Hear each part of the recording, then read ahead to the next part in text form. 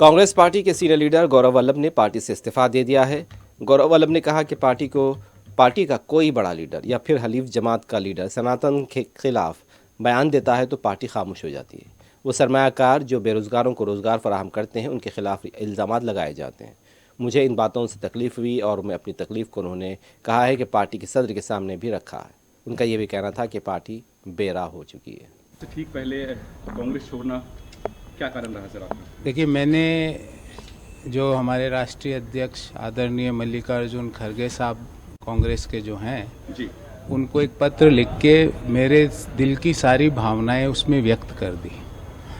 मैं कांग्रेस पार्टी की चुप्पी, जब पार्टी के कुछ नेता, अलायंस के कुछ बड़े नेता सनातन का विरोध करते हैं और उस समय हमारे पार्टी की चुप्पी से क्षुब्ध हूँ। जी, मैं राम मंदिर में पे पार्टी के स्टैंड से क्षुब्ध हूँ और मैं अर्थशास्त्र का प्रोफेसर हूँ। जी, लिबरलाइजेशन, प्राइवेटाइजेशन, ग्लोबलाइजेशन जो डॉक्टर मनमोहन सिंह जी, पीवी नरसिम्हा राव साहब ने देश को दिया, आज पार्टी उसी चीज़ों का विरोध करती है।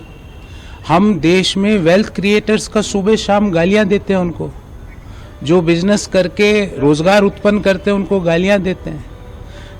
जिस विनिवेश को कांग्रेस पार्टी लाई, जी, उस विनिवेश का आज विरोध किया जा रहा है। तो मैं इन चीज़ों से क्षुब्ध था।